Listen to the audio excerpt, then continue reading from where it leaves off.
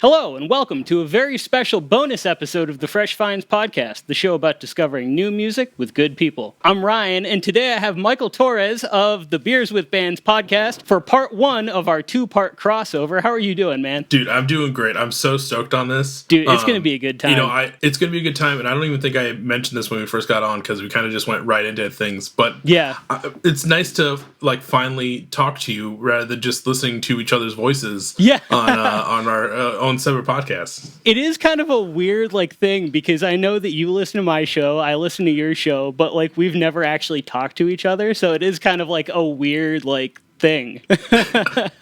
So do you want to introduce yourself a little bit, talk about the podcast and kind of what you do with that? Yeah. So for people that might not be aware, like he said, I'm Michael from Beers with Bands. Check it out right behind me. Got the sick banner. I do another, dude, thank you. I do another DIY music podcast in the scene. I kind of sit down with different bands throughout the states, sometimes different countries, and just kind of talk about what they have going on new music wise, talking some stories from the road, usually while having a beverage or two in got a couple on deck.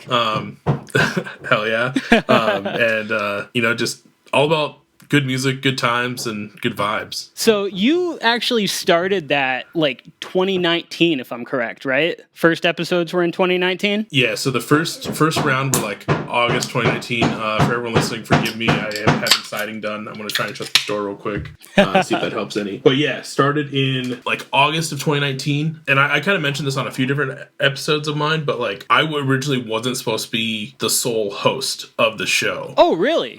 Yeah, so the original plan was me and my good friend Brian Martinez. He sings for a band called Eugene Levy out of the Quad Cities in Iowa and Illinois. But he was in a band called Exit Emergency, and I used to tour manage and sell merch. We also went to high school together. That's just a fun fact. And basically we got done with the life of that band and missed talking to all of our friends because we would only tell each other. We would always reminisce, but tell each other our same stories. Yeah. So we were dude, we should just start a podcast and just go talk to all of our friends. And then it's an excuse to go visit them and catch up about stuff. Yeah, because the first ones were just the bands from that scene, basically. It was other Iowa City bands. Were you recording in person at that point too? Yeah, so those ones were all in person. So if you've seen my setup, I know it's kind of hard to see it. I do have mics everywhere, but I have these little they almost look like they could be from Star Wars or something. They look like little mics, and they're just super easy, super portable. So my goal was always go on the road, go visit all the friends, and then just record it and make it easy. Yeah, that's awesome. So with that, it kind of evolved a little bit.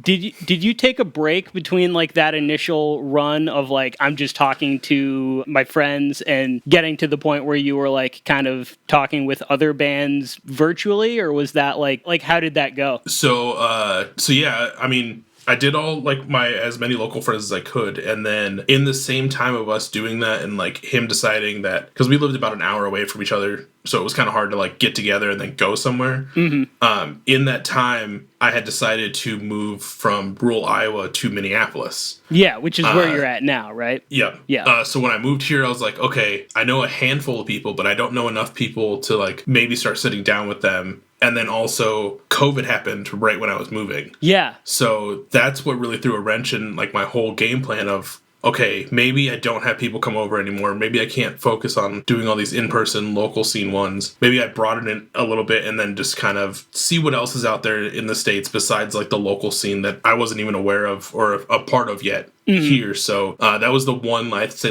blessing of COVID was it opened the doors to what Beers with Bands could be. Yeah, and I think that there's a lot of things, I know that my show started out as a COVID project as well. So there's a lot of interesting things with different people's projects, and the fact that you had the time, or at least most of us had the time to start some sort of new thing because you were either working remote and had more time that you weren't in the office or whatever, or just straight up weren't working at all. So that was where a lot of people's projects kind of started. Yeah, and funny enough, so I work for a bank, and at the time I was a personal banker, so I was still considered I don't know, I can't remember the term that they used for we were first. What do they call like hospital workers? What, like first responder or frontline workers, like that. So I was still deemed like that, even though our doors were shut. Worker. So I still had to go. Yeah, essential workers. So like I still had to go to the office every day, which was a major bummer because then I just sat around did nothing. But then once I started doing some of these episodes, I would kind of sneak in my computer and kind of edit some episodes during the day because I wasn't doing anything else. That's how you got to do it, man. Like that's what I do all the time too, is just edit my stuff while I'm at work when nothing else is going on. Right. Dude, it's great. It's the one time that feels like I'm actually getting paid to do the podcast. Yeah, right? Exactly. You're kind of like double dipping a little bit. Yeah. So how did you first get involved in like the local music scene, even out there? Like I know that you said that you worked with some friends' bands, you toured with them, you did the tour management thing, the merch slinger thing. Do you play like an instrument or anything? Did you get into like playing in bands or anything like that? Or was it just kind of like, I have friends who do this and it's cool, so I'm just going to get involved? Yeah, I was always kind of like behind the scenes. I did try and learn bass once, but as I got very impatient with it, so I didn't last very long. You know, one of those things where like you're level 1, but you want to be level at least like 5 or 6 already, type of things. yeah, for sure. So yeah, I was always just kind of behind the scenes. In Iowa, like I used to book some shows. We had some pretty decent ones come through. You know, I had before Hot Moly became Hot Moly as to what they are now. I remember we got them coming through a coffee shop and playing some dope shows. Oh, that's crazy. You know, so that was kind of like in Iowa, and then the band died. I kind of stepped away from the scene, and then when I moved to Minneapolis and kind of got immersed to the scene here, I had thankfully met people from show swapping all the time. So I already had like a group of friends, and then like just once, you know, COVID allowed us to like go out to shows again, then I started meeting more people in the scene, and like now I have this like weird interconnected web of people throughout like Minneapolis scene wise, but I don't partake in it as much as I did back in Iowa, as in the same aspect, but it's cool to see the differences, but also the similarities between like two very drastically different scenes. What is the scene like in Minneapolis? Like what types of music does it tend to skew to? Like what are the age groups, like that sort of deal? Yeah, so it's kind of, Minneapolis is a great town for music, and it's also just filled with like these different scenes. Obviously, we have like a hardcore scene, like every town I feel like has a really good prominent hardcore scene. They've been throwing like some kick-ass shows. I know like they kind of just announced the prelims or the main lineups for Snow and Flurry that happens out here, kind of like Sound and Fury, but Snow and Flurry because we're in Minnesota. Sure, yep. So those are looking sick. And I know there's also a really good, it's kind of weird. Depending on age, depends on like kind of what scene it kind of seems like. And this is like an outsider's perspective as someone that's only lived here for like 4 years. So like everyone like kind of my age and like older is usually in like the more punk scene, and like their shows happen at like 8 o'clock on a Thursday night in a random bar. So that everybody can get to bed to go to work on Friday. Yeah. Well, you would think, but then like their shows go like until midnight. It's like, dude, we all have to work tomorrow. Like this doesn't make any sense. And then there's like these other scene which is filled with like killer bands like Basketball Divorce Court, Anita Velveeta, and just like it's basically 30 and younger. It feels like I'll go to a lot of those shows, but then it's just so mixed with like either kind of like post-hardcore, emo, pop punk, and like they're all very well mixed into each other. So it's, if you can bridge that gap and like find like the fine line between like the age groups, like it's really cool with me being like on either side kind of in between it. Yeah no, I feel that for sure. Are there like venues that specifically cater to like, oh yeah, this is more of like a hardcore venue, whereas this is more of like kind of an emo like garage rock venue? Or is it a lot more of like mixed spaces where there's like just the few venues that people play at, and they'll do like a show of this genre and then a show of this genre like back to back?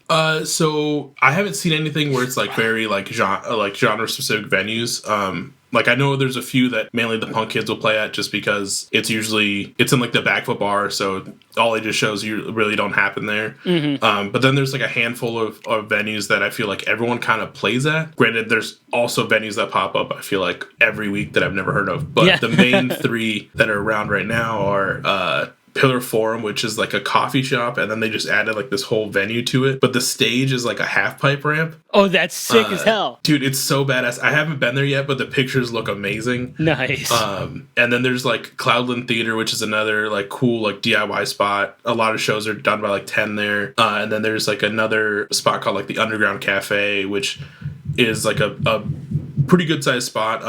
And like I've seen like older crust punks play there, and I've seen like Kiefer Cheap, which is like a like completely different like indie folk style band almost play there. Like everyone kind of plays wherever they're able to get like a show at. Yeah, that's totally fair. That's one of the weird things about Detroit. I just talked about this on the episode that just came out with Cascade Riot, which is that the scene around Detroit is just so like strange because like the Detroit metro area is just so spread out. We've got tons of venues, and a lot of them cater to like, well, it's weird because there are some that like cater to very specific things, and then there are others where it's like, oh, one night it'll be like a country western band, and then the next night it'll be like a fucking hardcore show. So it's like really weird. And only having been here 2 years, and you know, you've only been where you're at for like 4 years and only been able to go to shows for like 2, basically, right? Or 3. Yeah. It's just so weird around here. I continually always just like find new venues and new bands and stuff. Well, like, so where I grew up in Iowa, like I was right in the Iowa City area, and the main show that we like venue that we'd all go to for local shows would be like Gabe's in Iowa City. Okay.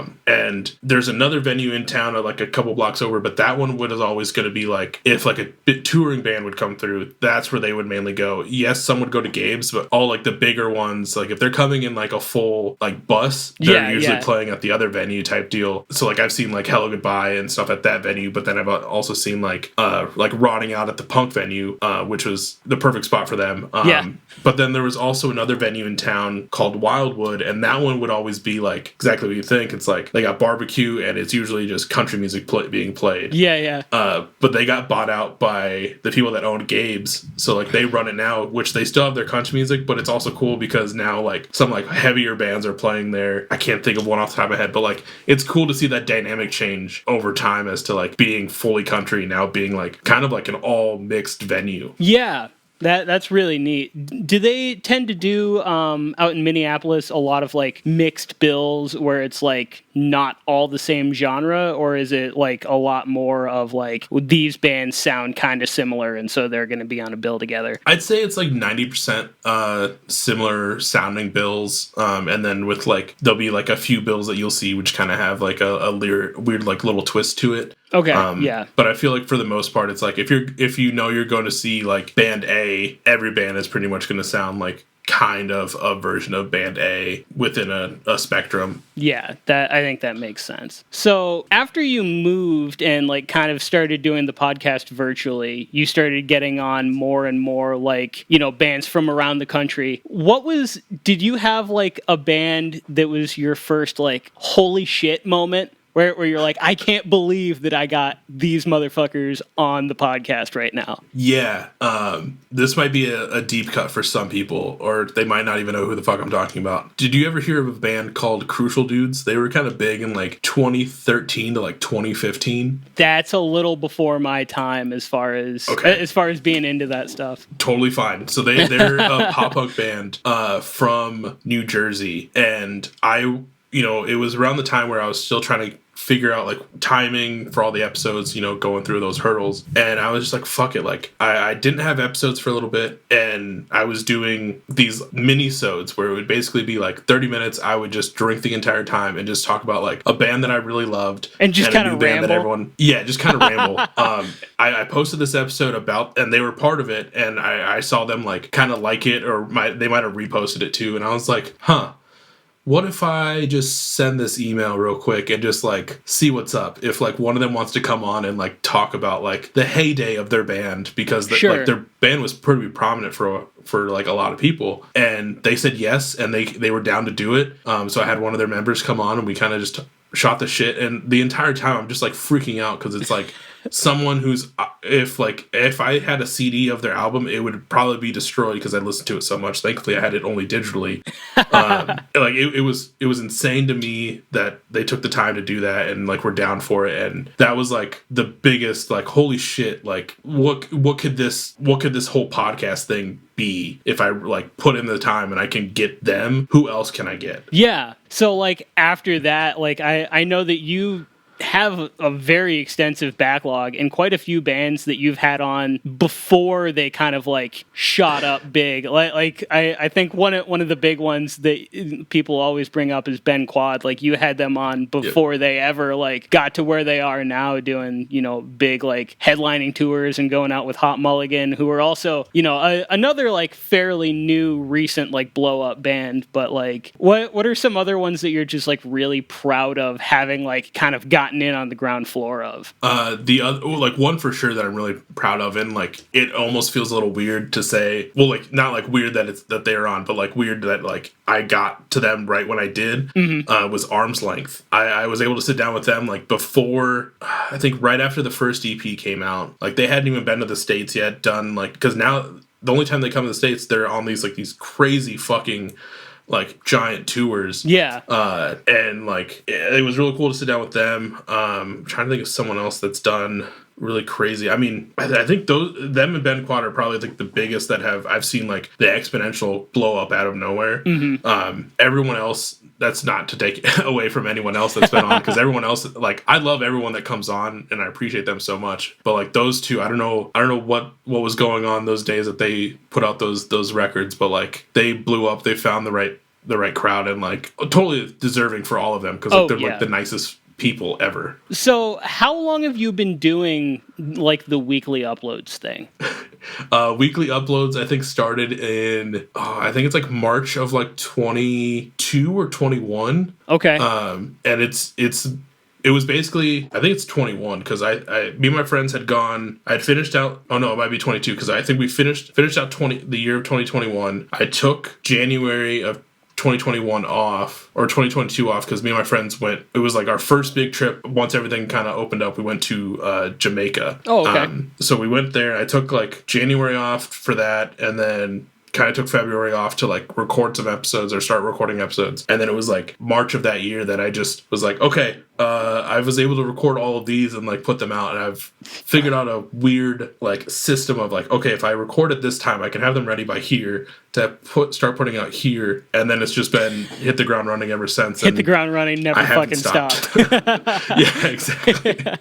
See, that it's crazy to me, man. Like the more than just because you don't do a lot of editing on your show. It's a very casual style. My show is a lot more heavily edited for like pacing and that. But right. Yours has a lot more of this like casual, unedited, conversational kind of tone, which I'm sure helps a lot with that turnaround, having to do a lot less cutting of things in order to like get it ready to put out. But like even just the reaching out to people, actually getting them, you know, to record and all that, and never missing a week is like crazy to me, because I was doing weekly episodes when I first started, and I got to about 6 months of it and just burned out so hard, because it was like you're just constantly like you're putting down the tracks as the train's moving, and it's crazy to keep up with. Yeah, and like I think one thing that helped was just easing into it rather than like starting as a brand new podcast and just being like, okay,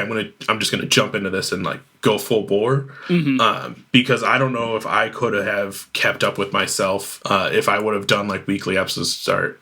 If I, as much as it's terrible to say, if we wouldn't have had the pandemic to give me all the free time to kind of like ease into it, I don't think I would have been.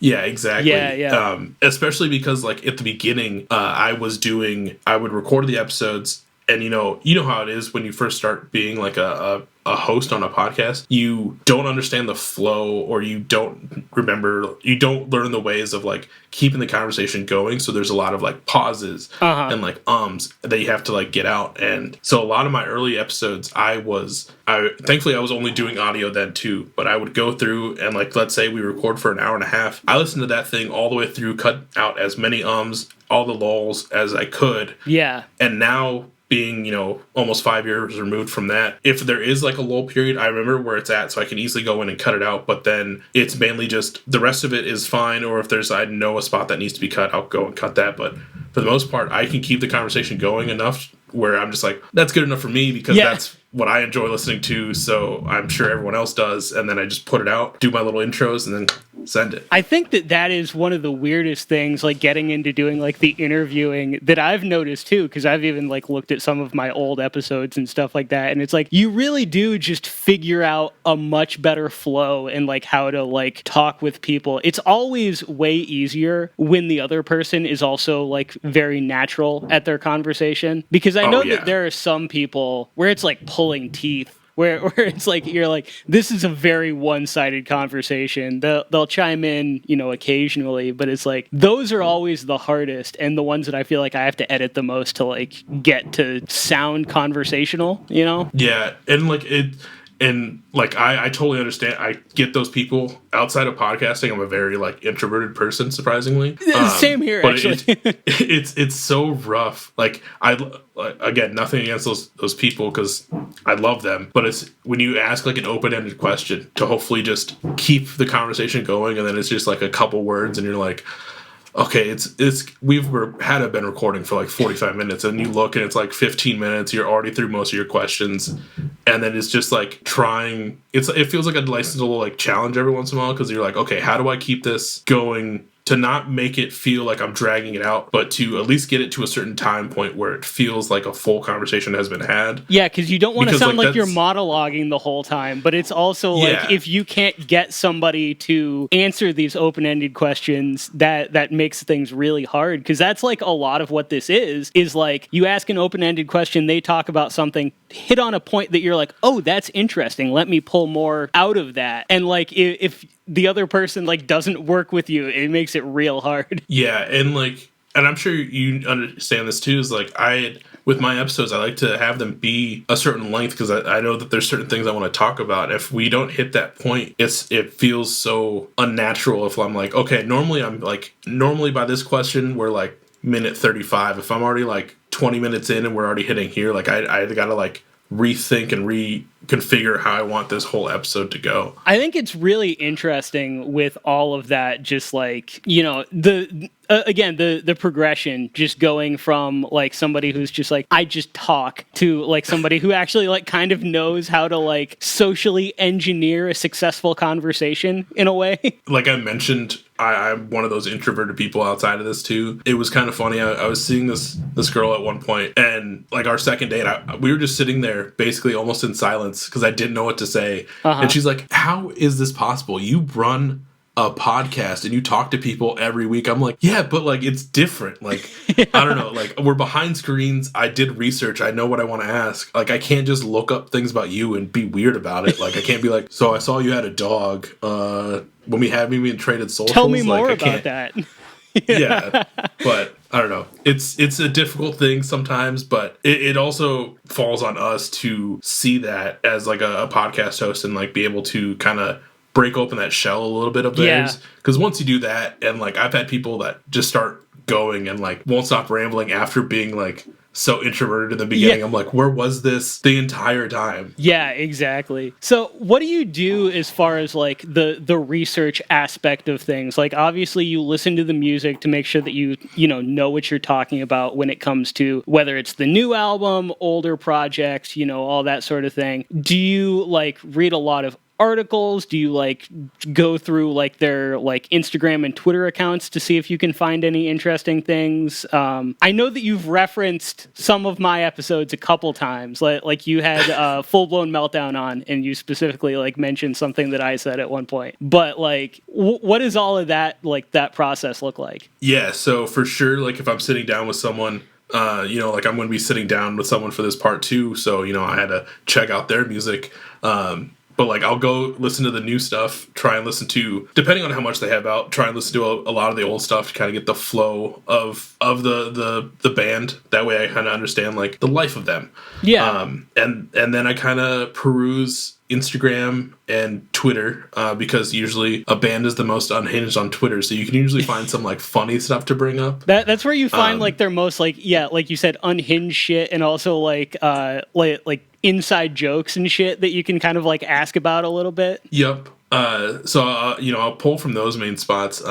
I try not to look at too many articles, or if I saw that they were on like another podcast, I try not to listen to that like before I have them on, just because I don't want to like unintentionally like pull something from one of those and like bring it in. Mm-hmm. So like if there is someone that's coming on and I know that they've done like they just put out an album, they're gonna be doing a lot of press stuff, I'll preface at the beginning, I'll be like, hey, I have a list of questions, some of them may be repeats, and I apologize if there are any. We can always skip them if you want, but I'm hopeful that like at least 70% of my stuff is something you weren't asked already on something on a different publication. It also helps that I get into like an ADHD mindset where like we'll be talking and then I'll just like randomly like think of something. It's also like drunk brain sometimes where I'll just like randomly think of something to just throw in there that I just like in that zone just completely thought of. Oh, yeah. No, I think that's the best is when you just like completely unscripted, just like, oh, I just had this thought. And then it turns into like a 15-minute conversation. Yeah, those are always the best. And then like even with like the list of questions that I make, a lot of them I leave when they're in my notes, like I leave them pretty vague, just to also see like where the conversation is going to go first, and then kind of what I want to pull in, or kind of like we mentioned earlier, where we could mention something in a topic that we're talking about, and then like I already have it in my mind, like ready, waiting for like the next break as to like reference something that we talked about in the middle of that to kind of tie it back into now to keep going the whole conversation. But yeah, mainly Instagram and Twitter. So if anyone's listening, that's where we're going to look up your stuff, and where we're going to find like the best stuff to kind of pull from. I also always like read like the Spotify bio, because usually that'll have like some good information. It's always kind of annoying when you like just can't find basic information about a band. Like, like one of my biggest pet peeves is when bands don't list where they're based out of. Because, like, in my opinion, that should be, like, one of the number one things that you have on your bio on social media, on Spotify, on whatever. Because there's such a, like, big thing to knowing what scene a band is from to understand their sound. Because you're like, oh, well, they're from this place, so it's like they're doing this thing, which is kind of like, they're taking this thing and kind of flipping it on its head, whereas two bands can have a very similar sound and come to it in different ways based on like the scenes that they're active in. And I think we both stressed about this on Twitter at one point. And the worst also is when you find someone on Spotify and you're like, oh, like I want to see what their socials look like. Maybe there's like they only have a single out. Like maybe there's a hint of like an album and like someone that I might want to talk to at some point. So you go and hit that bio on Spotify, and not only is there not a bio, but there's not links to any socials. And you're like, oh my god. So then you spend what feels like way too long to try and find them on like a social platform. You finally find them, and then you can go from there. But then sometimes I'm like, do I really want to spend the time doing this? Like it should be there, not just for like people that want you on their podcast, but like just for fans to find you and follow you. No, I think that's so important, like from making it as easy as possible for somebody to see like a goofy tweet that you made or something like that and be like, oh, that's a band. I wonder what they sound like. Be able to like tap a couple things on your little box in your hand and be able to, listen to the new stuff like as soon as possible. It's always annoying when you have to be like, all right, so I'm going to Google this. And it's especially bad when it's like there are certain bands that have like names that are just like impossible to Google. Like, Great band from Nashville, Dad Hats. I've had them on my show before, but it's like they're impossible to Google anything about because you look up Dad Hats and it's just like custom printed Dad Hats. And you're like, okay, Dad Hats band, and it's just a bunch of band merch printed on Dad Hats, and you're like, okay, their new single is called "My Favorite Show is the Weather Channel," so you're like, "My favorite show is the Weather Channel" by Dad Hats, and then it's just like, it's a Dad Hat with the Weather Channel logo on it. Like, you're like, God fucking damn it. Dude, I think the worst was like I had to search for a band and finally found them. I found their Instagram, but their Instagram was private. Oh. And I was like, what the fuck? Like, what was the point of all of this? How are you a band with a private Instagram? I was like, why? I think another really bad one for me was there's a local Detroit band called Times New Roman, and their EP was called 12 Point. I'm like, I can't find this shit at all. Like, I appreciate the joke, but make it a little easier. If you're naming a band, think about search engine optimization just a little bit. Oh my god, that's so funny. So I know that you're like a bit of a vinyl guy too. A bit, I think, might be an understatement. You're that's like half of the things I see you tweet about is like picking up new vinyl. What are like some of your favorite like records, albums, EPs that you've like been able to pick up and add to your collection recently? So I know we talked about Ben Quad. I was able to get, I think, one of the earlier pressings of their EP, and it was totally out of luck because I had missed it when they were first on, like they were selling them. Totally fucked up on getting one, and then I think it was within the last 6 months, Chillwave found some more, and they posted them, and I was waiting by my phone that day. I was like, no one talked to me at noon. I got shit to do, so I was able to scoop one of those up. A man with a plan. I think some of my favorite ones that I have are going back to Crucial Dudes. I have pretty much everything that they've done. I only like variant collect for select few bands, and I'm like they're one of them. So I have kind of all those. I think one that's really cool that I have feels weird that I even have it. Is if anyone remembers Jesse the Body Ventura, he former WWE star, former governor of Minneapolis or Minnesota. He put out some music, and I'll have to send you pictures of this. Oh my god! It's a picture disc. It's double sided, just one song on each side, but the arts, like one, he's like in like this like almost like his outfit from Predator. And he's holding this gun on one side, and then the other side, I can't remember what he's wearing, but it's just, I was at the record store one day, and it was like $12, and I was like, I can't leave without this. Like, I just need to grab this and just take it with me. No, I feel you. That's amazing. And then one other cool one that I think I have that I'm pretty like, I have like a select few that I'm really stoked on. Like, there's a Pure Noise tour sampler that I was able to get my hands on that is like this highlighter yellow, and it's just like a really cool variant. And then I think one of my favorite ones is I had got an early pressing of Turnstile's Glow On, color pressing. Oh, I think I got the pink from the first run, so I'm very stoked on that. Unfortunately, like a lot of my vinyl habits have been dying down lately, but if you can see behind me, depending on which camera I'm looking at, I do have some of the homies behind me. Yeah, I'm like, I can see Full Blown Meltdown back there. I can see Saturdays at Your Place. I can't tell what the other two are. The other one, so I picked those Saturdays and Full Blown for this one, and then I just let Discogs did the shuffle for the other ones. So I have State Champs, The Finer Things, and then Alkaline Trios, From Here to Infirmary. Is that something that you do for every episode, is like pick specific vinyl to have in the background that like kind of matches the theme? So I just started doing it. So That's I actually, funny enough, I have had those shelves for probably 2 years now, but I lived in like a rental before, so I was like, I don't really want to put them up. And then now that I own my own house, I was like, okay, I need to, especially since I switched banners, the Beers with Bands one is new, and it wasn't always there. I had a mixtapes flag, and I was like, I have all this open space. I should put records up and just like change them out for every episode. So this is technically the second episode that I've had them up for. Okay. I did an episode recently with some dudes in a Minneapolis band called Unattractive Giant Monster. Great band name. Dude, great band name. They just put out a new album called Jazz. Actually, it's Jazz, because there's a question mark. Nice.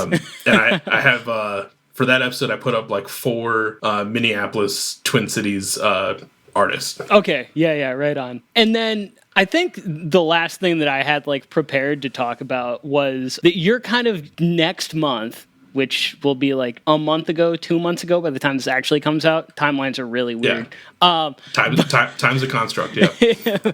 But you're actually getting back into booking because you have a show coming up back in Iowa City, which is it for your birthday or the anniversary of the podcast or like something like that, right? It's the anniversary of the podcast, so it's the 5-year show, but I'm doing it a couple months early in Iowa City at Gabe's, which is my favorite venue in the world. When I used to book some shows, for me that was the venue that I always wanted to try and get the good bands to play at, and I was able to book some shows. But yeah, so I have that show coming up in June, Times Construct, with 7 of my favorite bands and friends, and I'm so fucking stoked. Yeah, who's playing on that bill? So I have my homies. Dustin and Aaron, they're each doing their own like synth set, going by the names Big City Rips in Obertac. Okay. I think Obertac has some stuff on Spotify. I don't remember if Dustin and Big City Rips does yet. I also have my friend Jace Wynn. They play uke and they also do poetry, so it's really cool to. They've also been on the podcast too. All the bands have been on the podcast. Yeah. Which is really cool. But they do ukulele and poetry. And then I have my friends in New Neighbors, and they're kind of like Iowa City punk. I have my friends in 5 a.m. They're kind of like a pop rock band. Okay. From the Quad Cities. And then I also have my friends in Eugene Levy. Like I mentioned earlier, Brian, their singer, was, I had to make sure they're a part of it since he was kind of the start of this whole podcast. Yeah. And then I also have my friends in TV Cop, which is like power pop from Iowa, which I'm so stoked to see the new record played that night. I listened to that after watching your episode with them back in like January, I think. They're so good. that Dude, album is phenomenal. Yeah, I'm so stoked to see it. I get my copy of this record. And then they apparently already have a good amount of songs that are new and written. So I'm sure I'm going to hear a decent amount of new stuff nice. that is going to be unbelievable. But yeah, everyone that's on, I'm really stoked on. Just the connections. Like New Neighbors hasn't been on the podcast yet, but 2 of their members were like, I would book them on all the like a lot of the shows that I used to book when bands would come through town. So like they've been homies for like 10, 11 years now. And I'm like, I have them on, like just jam pack it, whether 40 to 400 people show up, I don't give a shit. Like I'm hanging out with all my friends at the end of the day. It's kind of like a victory lap, basically. Exactly. Yeah. And as long as it goes well, which I know it will, I'm already in the early contemplation stages for a Minneapolis show. That one will probably be a little bit bigger, but it will happen either this year. If it hasn't been announced by the time this episode comes out, probably won't happen, but it'll maybe happen next year. Nice. That's awesome. Is there anything else that you specifically wanted to touch on before we move on to like the next part of the episode? All I would probably say is, Beers with Bands is approaching episode 200, which will happen this year, as well as the 5-year. And it's crazy to think that those two are coinciding and happening at all. And I appreciate everyone that has taken the time to tune in and listen, like especially you, like the connections that have happened in this whole scene. And I appreciate everyone, and we'll see where it goes from here. Yeah, I think it's so cool seeing like these, what I consider to be like, newer projects starting to hit these milestones. I think that's fucking awesome. Because, you started like 2019, 2020. So, you're late also getting close to that. Okay, yeah. Late 2020. And it's crazy. Like, I was thinking about this. Like, we both started roughly within the same time frame. Give or take, yeah. I think we've only like interacted on Twitter and socials sometime within like the last year. It took a while to. I was actually thinking about that. I found you about a year ago in March, I believe, or May, somewhere around. I think it was March or April. Okay. It was April because it was we both had Jake from the Merrier on episodes for If We Fall Asleep Too Early, I think was the name of the EP. And that was your second time having him on. But it was like, I had just recorded and was editing the episode, and I saw him like retweet this podcast called Beers with Bands that he was on, and I was like, ooh, this sounds interesting. And that was when I was like, all right, this is a cool concept. I dig this a lot. Dude, I appreciate you checking out and being along for the ride. It's cool to see everyone that you've had on. It's also kind of cool to see, too, like, you know, it really shows how big I feel like the scene is, because like we're both doing this podcasting, and now we have like 5 at the door, and they're like we talked about earlier, like the Nolan Tracks is out there too, but like I don't see a lot of double touches, which is crazy. And amazing to see. Well, because I was joking about it when you had Full Blown Meltdown on your episode, that he was the first to get the DIY podcast triple crown of 5 at the Door, Fresh Finds, and Beers with Bands. And it really is surprising that like we don't have more overlap. But when we do, I like to watch the other people's episodes if they happened before mine, because sometimes there'll be like a part of like a conversation or like a tangent or something that somebody goes on, and I'm like, that wasn't satisfying enough for me. Like I want to go into that a little bit deeper, so I'll use that as like a jumping off point. Okay. Well, I'll make sure to keep in mind if there's anyone that ever comes on Beers with Bands first and then goes on Fresh Finds to tune in to see what I might not have dug up enough and see what you do. These are the things that Michael was specifically not good enough at. Well, actually, also one last thing, I wanna point this out, because I don't remember. I think it was after we got done doing the episode. But Will from Flowable Meltdown, he even said back in December when we recorded his, he was like, "You need to go on Fresh Finds or make something happen," because he even said then like it would be a cool time for us to get together. So Will, this one's for you. It finally came to fruition like 6 months later, but it's finally happening. Dude, that's amazing. So moving on to the next part of the episode, this is where we're going to share some tunes, some fresh finds, if you will.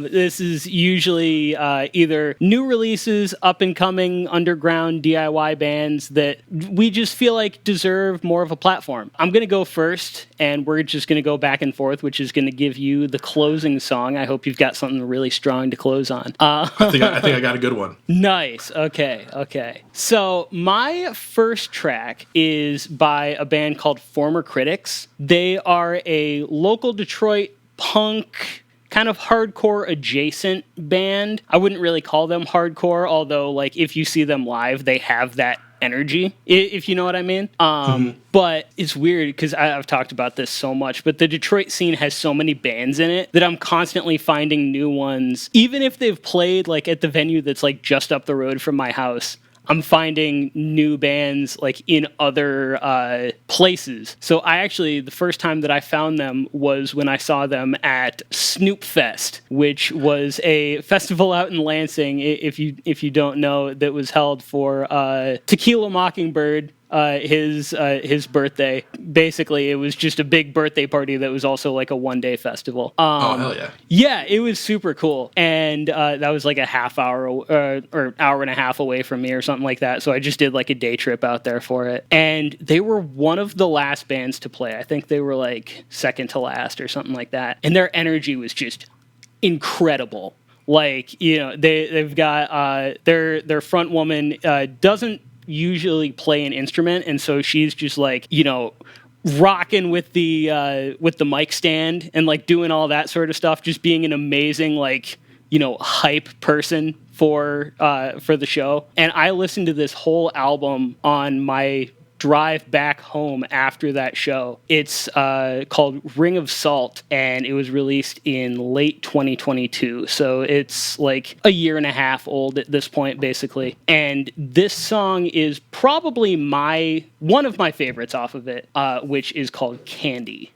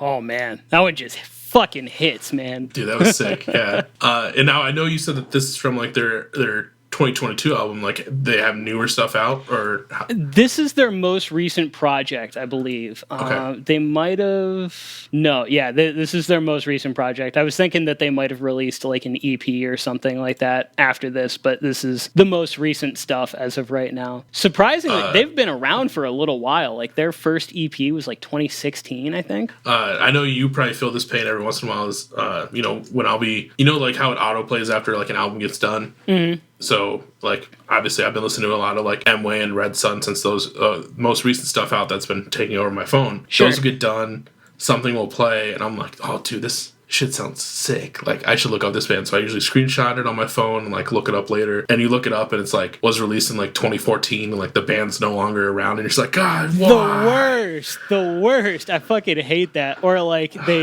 they released like one song and then broke up. I remember it's terrible.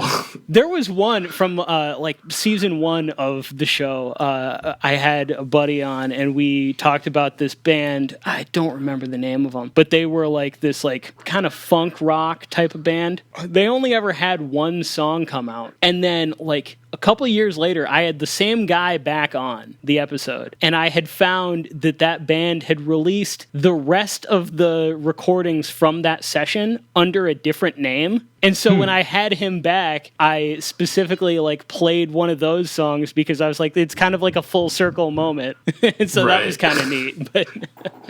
But yeah, it's so interesting to me. Like I said, just like the Detroit scene, that I'm like constantly finding new stuff. And it's like sometimes in like very like weird ways. It's like, this is a local band that has literally played the venue up the road from me like in the last month. And I'm finding them on like this other thing that's like completely divorced from that. It's like really strange. The amount of times that like, so Minneapolis is the same way where it feels like there's a new band all the time. And I remember one time I was like I think it was like on Twitter, and I think it might have been like the Sad Jams playlist that gets retweeted every once in a while, but like someone had retweeted it and they're like, oh, here's our cover artist, it's so and so, and I clicked on the band name and it's like Minneapolis. I'm like, I've never heard of these people.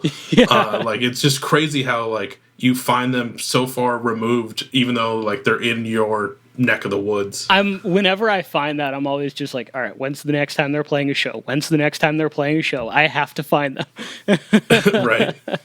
But like, yeah, one of the things that I really like about this band in particular is that their song structures are so good. Like, it's a heavy-hitting rocker of a song. It's got that really cool like breakdown bridge section. It's got a really cool guitar solo, which I really like too, because it feels like the guitar solo is kind of like falling out of style in modern music, even in like rock music a lot. And so I think that all of that is like super cool. Yeah, when that guitar solo came in, it was super wicked because you don't really notice it or hear it too often anymore, which is kind of a shame. Like we need more guitar solos, just fucking rip it and shred it. Well, there's also been like just the move towards like shorter songs in general. And I think that kind of part of that is getting rid of the guitar solo, because it's like it takes up a significant part of the song. It's essentially like another verse in length, essentially. Yeah, that is true, because it does feel weird sometimes when you look at like newer stuff being released and it's like more than 3 minutes long. Like this one was like 3 minutes 40, and like it feels so weird to think, considering like everyone's stuff right now I feel like is so quick and like maybe 2:40 usually. Yeah, it's like 3 minutes or less a lot of the time. I also, on this song, just absolutely love the bass tone. Like, one of the things that I've been getting into a lot recently is punk bands that have a very prominent, like, picky bass sound, because it's like there's something about having that articulation and being able to like hear the strings of the bass instead of like just the low end, that like there's something about that grit and that grime that just like, ooh, I love it. So good. So what do you have for your first pick? So my first one is a song called How Do You Feel, from a band called Savings. They're based out of New Mexico. You know, like just, I feel like a lot of the stuff I listen to is kind of like this emo to like indie to like alt rock sphere spectrum. Yeah. And they fall perfectly in that. This is first single off their new full length that'll actually be out in August. This is the first single of it? Yeah, this is just the first single. I came across it, I feel like a couple weeks ago, and it's just been one of those that like I immediately kind of like saved it to my phone. I was like, okay, I need to keep an eye on this, see what progresses. And I also want to state, like, all the bands that I've selected, I tried to make sure I wasn't selecting anyone that's been on any of my episodes. I don't want to play favoritism, and like these are all bands that like I recently just found that I think are killing it. That's what I'm looking for.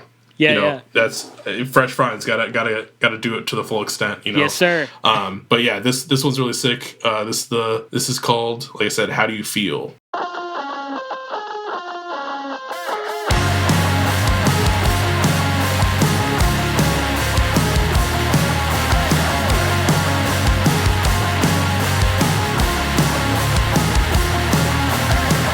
Feel it all on the inside, but I'm waiting for just another wake-up call in the morning. I contemplate the madness, why am I like this? You tell me that we're just a generation of sadness, thinking I should lay low, let it go, move on and probably give up, I don't know. You tell me that it's okay, don't be dramatic, it won't be too long until you're stuck in the static. Can you feel it?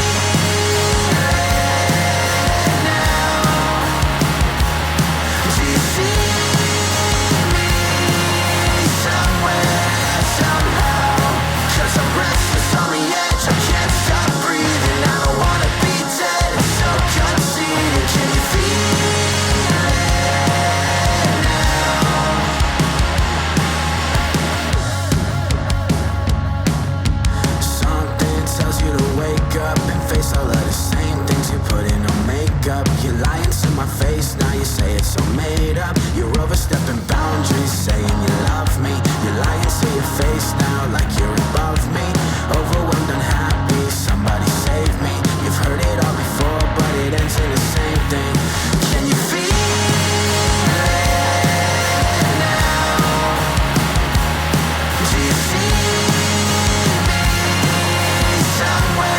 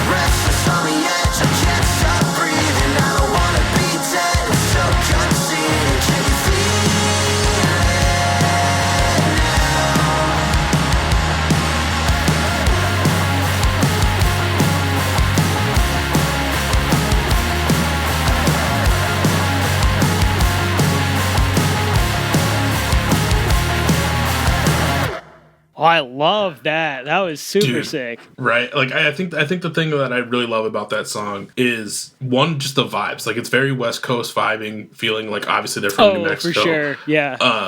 But then like it feels like a really good like summer album, and then especially that little part at the very end where you kind of just hear like the guitar just going through those chords, and you just hear him going like the like that to me is very like Block Party coded. And like it brings me back to that, so like it makes me love it even more. Like it's just such a good vibey song, and I can't wait to see what the rest of the album looks like. Yeah, it's like production is super punchy. One of my favorite bits, kind of similar to the part, is where everything drops out for just like that breath. Oh yeah, like there. I love building tension in that way with like little bits where like everything drops out and then just like comes back in. Like it's such a simple arranging trick to do, but like it hits every time. Oh yeah. Especially like I had a thought there and I completely lost it, but yes, it hits every time, and like it's so cool when it happens, and you like it throws you for a loop, especially when you like let's do it the first time, like you're like, what just happened? And then like Yeah. Before you can even process your thought, like it's already back, punching you right back in the face to take you for the rest of the song. I also think it's interesting, just like modern pop punk in general, and I think that like this kind of does that. Did you listen to the Statements EP last year? They're from Baltimore. I don't think so. Okay, I don't remember the name of the EP, but anyway, they're another band that kind of like makes me think about this, which is how a lot of modern pop punk has like the really like kind of that heavier style. Because like you think about like classic pop punk, it was a lot more like punky sounding, if that makes sense. Like the guitars weren't like down tuned quite as low and like that kind of stuff. And I feel like modern pop punk is indebted to like late 2000s, early 2010s easycore, where it's taking because that was like pop punk meets metalcore basically, and it's taking that and taking the sounds of the metalcore part of that, as far as like guitar tones and that sort of aspect, but going back to straight pop punk and not doing like the breakdowns and like the like harsh vocals and stuff like that, which I think is really interesting. How it was just like you have pop punk, then you've got like it merges with hard or with like metalcore to get like the easycore thing, and then kind of they took the sound of that and then brought it back to just like straight pop punk again. Yeah, yeah, it's cool to see that evolution, because everyone, I mean, feels like talks about like the different evolutions of emo, but no one really breaks down or talks about like the different phases of pop punk as that we've seen throughout our lives. Yeah, because I mean, you think about like you kind of start out, at least in my opinion, pop punk with like, you know, the late 90s, early 2000s bands. You know, you've got your Blink and some might consider Green Day pop punk. I think they're more like straight punk, but, you know, same sort of deal. You know, you're Bowling for Soup, all that kind of stuff. Then it kind of like got to a boiling point, and it got to like the heavier stuff, and you kind of got into like A Day to Remember and that sort of like easycore thing. Then you kind of got like what a lot of people call it like the emo pop punk, or like the like pizza pop punk, which is like you're like 4 Years Strong and like that kind of stuff, where it's like mixing a whole lot more with emo, and then kind of now back into like more straight pop punk, as well as like the the thing that a lot of people are doing that is very controversial, but you know, like kind of the MGK flavor of like pop punk as well, that's like on the radio a lot more, that's kind of like integrating like trap and like that kind of stuff too. Yeah, I will say that is one record that is not in my collection. Granted, it is an amazing, like, as much as we hate to agree with it, that is a pretty solid album. At least the first one that he put out. Tickets to My Downfall. Yeah. It was catchy. It's literally gave us exactly what we wanted from a pop punk album. I think for the time it was great, and then kind of like just MGK being MGK kind of like soured a lot of people on it. Yeah, exactly. And then like a lot of the tracks on whatever the follow up to that was, I don't even remember. But I don't either. Yeah, it like rubbed a lot of people the wrong way. But I do think that there is like some good stuff that's coming from that like sect of pop punk. I just think that a lot of people are kind of like traditionalists and don't want to like it because it's so associated with MGK, and MGK is kind of not a great person. Yeah. To put it lightly. So my next tune is actually one kind of a little bit of self-promotion, a little bit, because it's a song that I produced. It's from the Void Cavalier EP that came out about a month ago, maybe a little bit more. Void Cavalier, Jared, somebody who was very active on Twitter. I haven't seen him in a little while. But basically, he calls himself swamp emo. It's like southern. Think of like folk kind of Americana music, but then with like an emo twist on it. Basically, I think it's really good. It's a solid 5-track EP, and this one is the closing track, and it's also my favorite, which is called Whimsy Dirge.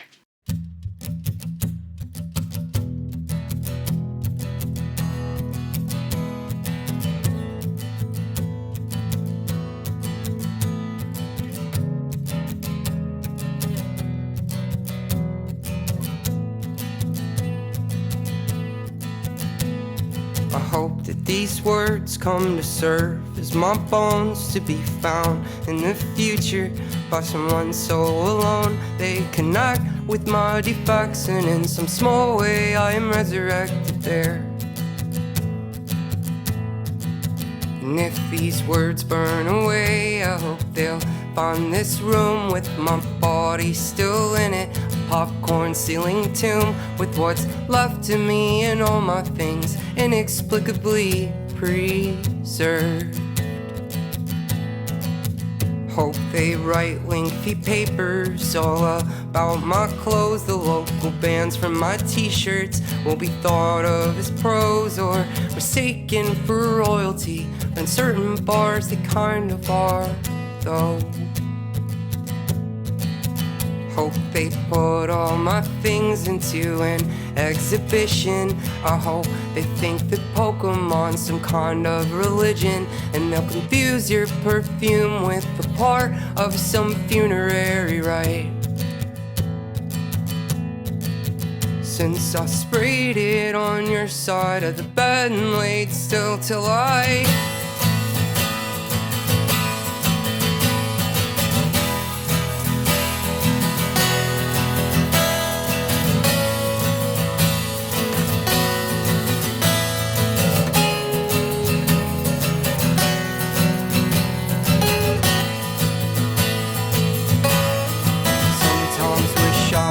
important, so someone would write about me and the things we got up to at night, so we could look down from somewhere and yell, hey, that was just one time. And I hope your old camera's found somewhere someday, and those pictures of you I look at every day are all placed into textbooks telling kids that we used to be this way. Immeasurably more beautiful than anyone living today. And their world will be better from just having known your face.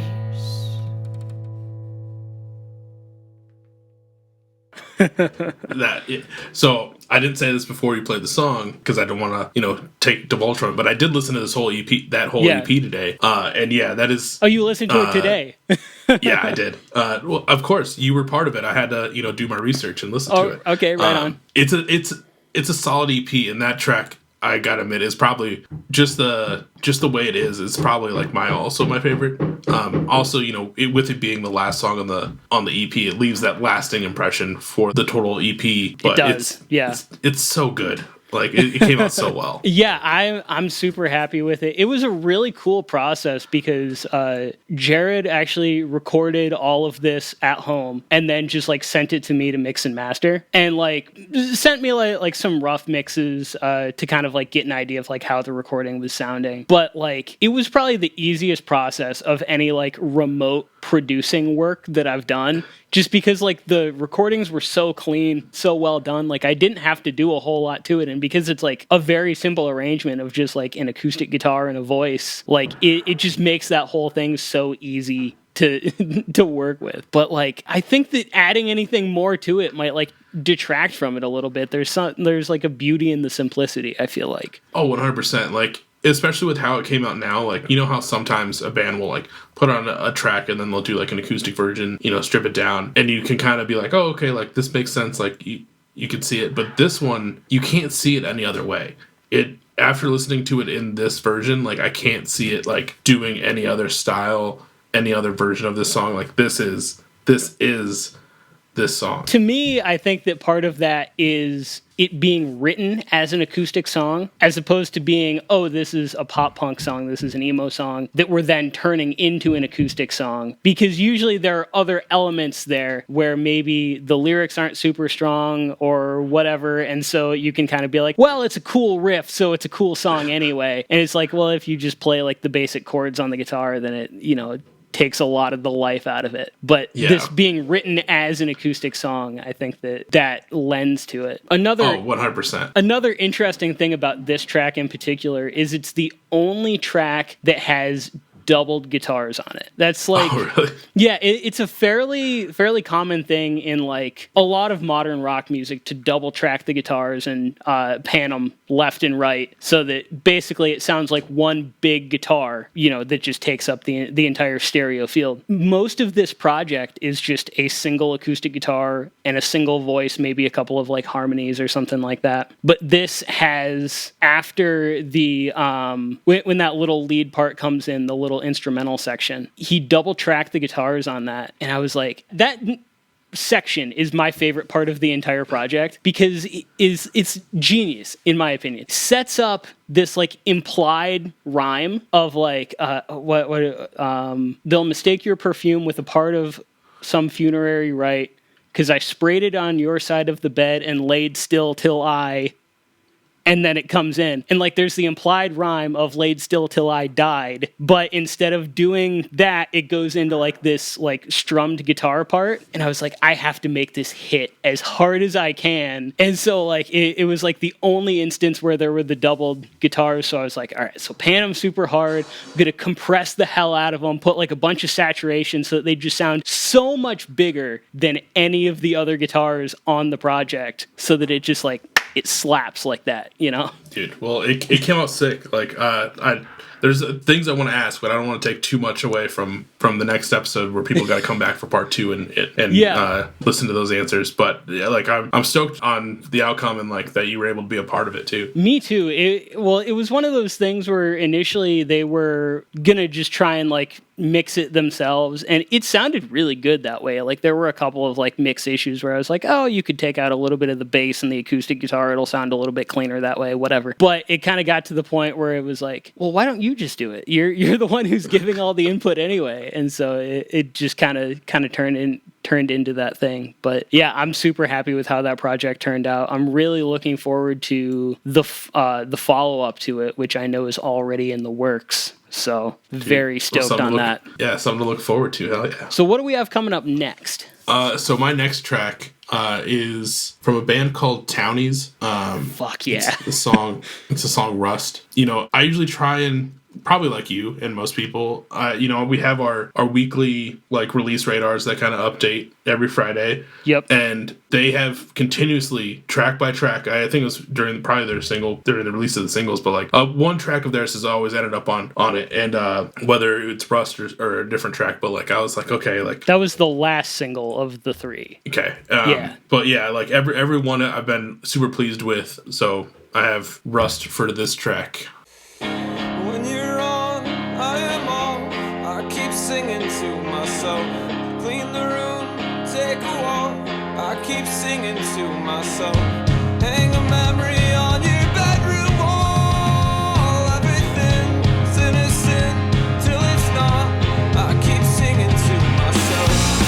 It's not that I don't love you, just forgotten how to. Mark me on your headstone, only if you want to. Something isn't stable, I'm willing and able to be strong enough for two.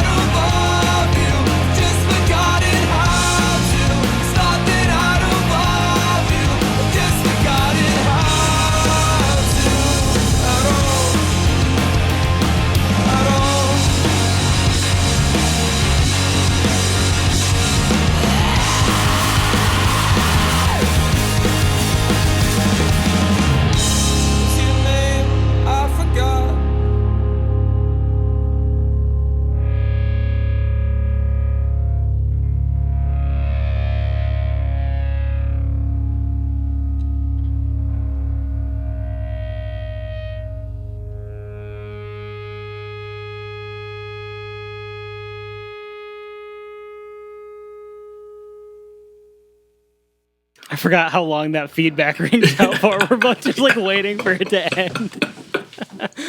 Oh man, that song is so fucking good though, dude. It's so good, it's so catchy, and then like I just love it, like his vocal style, especially like leading up into it, where it kind of starts off slow or like quieter, and then kind of builds in. Like it works so well. And I did forget to mention, like, this is off their latest album, and I forgot to put that into my notes as to what the album is called. Of this, I am certain. Of this, I am certain. So everyone, make sure to go check that out because this album is sick. It's honestly probably like it's like legitimately a contender for my album of the year at this point. Like there hasn't been a day that I've gone without listening to this project since it dropped, basically. I also, with that that title of the project, I like that is not a song title, but it is a lyric in one of the songs. I think that's really cool when bands do that. They use like a lyric from one of the songs as like the title of the album, because it's from what is it, Gallows, which is the first track on the album. There's the line of this, I am certain, I'm closer to the gallows than I'll ever be the crown. Like, yeah, it's cool when they do that. It's like it's in like the same aspect of like when you're watching a movie and like the title comes up in the movie and you're like, oh, yeah, they said the thing. I also just like, there's an itch that this scratches for me where it's like, it's kind of got that emo thing going on, kind of got that punk thing going on. It walks that line really well, in my opinion. But it's also just got this like super garagey, like crazy energy to it too, that like it feels so natural to listen to. Like it doesn't feel produced at all, if that makes sense. Oh, 100%. Like this, it feels like, I also love those albums too, where like this one feels it, where it feels like just something that was just put together almost like in a garage or basement, but not having that full, because you know how like you have those home recordings where like they can either be like basement recordings or like they can be like basement recordings. Yeah. Like there's definitely that line, but it doesn't feel like, oh, we went to a whole studio and paid thousands of dollars to have this all done. Like it just feels natural and like, but it's so also right. not lo-fi. It's not like, oh, we recorded this on a beer-soaked 4-track over the course of a half hour. You know, I also just throughout this entire project, there are so many good lines. I don't know the names of any of the guys in the band, but he has such a like poetic way of writing lyrics that I absolutely adore. Like just going throughout the project, there are so many like just like one-off lines and stuff like that I'm like, yeah, that was a good one. That was a good one. I like that. Apparently they're from Boston, but are now based in LA. Yeah, I did see that. It's kind of interesting to me because I had seen a couple people posting about them before this album came out. And then I think something probably about it being released on We're Trying. Yeah, something about it being released on We're Trying probably helped get it a lot of traction, but it was like the first single came out and everybody was like, ooh, this is some good shit. I like it so much. Yeah, and like finding out the whole Boston to LA thing, you know, nothing against living in either one of those cities, but when you look at the cover art for this, and you know, you see that the truck bed, some dogs in the back, they're called townies. I off the bat was like, oh, they have to be like either Midwest to like Rust Belt. I know like a lot of the bands that end up coming on my podcast are like from Philly area, but like I just assumed somewhere in that area, and then to find out like it's Boston to LA, like it threw me for a loop because I could totally see them being or sounding like they're from that Midwest to Rust Belt area. No, I always like before I looked it up, I always like assumed that they were from somewhere in the Midwest just because of like the aesthetic of it. It also sounds very Midwest to me, like this doesn't sound like your typical Boston sound to me. Like I feel like Boston has like a lot more of like an aggressive sound typically with the music that comes out of there. And this sounds, a lot more Midwestern, which I think is interesting. So for my next track, we already kind of talked about vinyl a little bit. I just recently, like over the last month, started getting into vinyl. I finally, I got my tax return and that was what I spent it on, was getting a record player. And so starts the debt. Dude, Dude, when we started getting those oh shit, what were they calling them? Like the COVID just checks, basically. Yeah. The like relief checks or whatever. Yeah. That also is when I started my collection. So yeah, it's a slippery slope. Be careful. Yeah. But so one of the things that I really like is there's a local record store here in Detroit called People's Records, and a lot of it is used records. Got a huge selection of like jazz and classic rock and hip hop and like that kind of stuff. They don't really have a whole lot of like metal or punk or anything like that, but they have a small section that's like metal and punk stuff that is also a section for local music, because they work with local bands and local labels and stuff like that to supply like record. I don't think they really do like tapes or CDs a whole lot, but they do records. And so I was just like going through the like local releases section and just like looking for something that was interesting. I wasn't even looking for anything that I was familiar with, anything specific. I was just like, what looks cool? And I found this band called Taurus Eyes. I actually have the vinyl off to the side so I can show you. There we go. Oh, I saw that's so this. dope. Yeah, I saw that and just like immediately, hold on, I may have stopped recording. Give me just a sec. Okay, I'm back. Just found out that my video recording stopped at some point, so hopefully you're not just looking at like a blank screen for most of that. But anyway, so I found this vinyl. It looks like this. I wanted to make sure I had it in frame in the other shot, and that was why I found out. So luckily we're back. I am still recording. I am recording again now. But that's such a cool and like trippy cover art. I love it. Yeah, and it's interesting because like the local section isn't divided into genres or anything. It's just like, this is local music. And so I had no idea what it was going in. I was just like, this is some really cool looking like album art, and so I'm just gonna buy it. I think it was like $15 or something like that. I'm like, totally worth it. It's one of those things where it's like, it could be good or it could be shit, but this cover art is gonna be amazing either way. Yeah, and it's a really weird synthwave, electronic, like IDM, EDM type stuff. Not usually like the type of thing that I'd be like super into, like I enjoy it on occasion. Personally, I think that it works better listening to the entire album than just a single track, but I feel like this track stands the best on its own out of all of them. This song is called Enamel.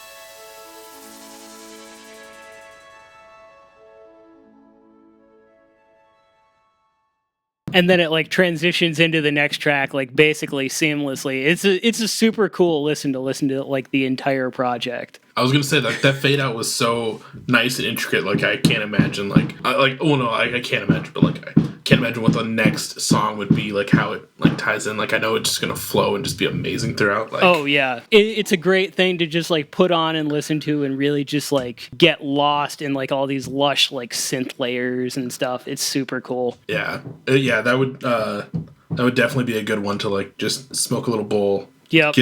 Put it on. Maybe don't smoke too much because I feel like you're going to get lost and get a little freaked out. But just like smoke the right amount. Just and then a little like, bit. chill. Yeah. No. That's it. That was exactly how I experienced it the first time, and it was perfect. It was really weird though because like I picked this up and I was like, all right, this is cool. I want to find out some more information about this. It's a duo. They have a Bandcamp and it's basically got like just the basic information of like synth music from Detroit essentially. And I was just like, all right, social media. They have an Instagram with 0 posts. All right. Do they have any other social media? I can't find any other social media. So I was like, it has in the credits the names of the 2 people who work on it. So I'm like, all right, I'm going to search for these people's names. No Instagram, no Twitter. I found a Facebook page for one of them that hadn't been active since 2019. I'm like, I can't find anything about this band. Like, what is the deal with this project? So it remains a mystery to me, which is kind of frustrating. That reminds me of a story that I saw recently where I guess like some kids in like college back in like probably the early 2000s found like this track or like this CD like that was handed out after a show, and like the band that had handed it out had never played another show ever, but these kids kept listening to this CD all the time, just being like, this is great stuff, like whatever happened to this band? And I could be getting these details wrong, but never heard, like they would search for the band, never find them after all these years, and then they finally like posted something on like Reddit of like, I think I saw this story, and it was just like the random guy was just like, oh yeah, I was in that band, I was the bassist. Yeah, and like it came full circle of like who they were and stuff like that. It's kind of, maybe it'll be one of those situations where you'll post about it and like get more information, since granted the band you're looking up at least has like an Instagram page, but they don't post anything. But yeah, like funny enough story. They're also from the Detroit scene, so like it's possible that like you never know. I could have talked to these people before. I have no idea. It is kind of interesting though. Like I don't know how much you know about like the history of like music in Detroit, because like Detroit is a very rich music history type of city, but it was the birthplace of techno music. That I didn't know. Yeah. And there's actually going on right now this weekend is one of the largest like techno EDM festivals in the country is going on in Detroit right now. It's called Movement. And so it's really interesting that there's like such a like long legacy of like electronic music, and there's a ton of like venues that do like DJ sets and like electronic music and stuff like that. It's really cool. Dude, yeah, I didn't that's for some reason that feels crazy to me, knowing that Detroit was like the home of that. Because like, with most people, when they think about like Detroit as like an outsider that isn't from Detroit, you either think of like rap and hip hop, or you think of like Motown.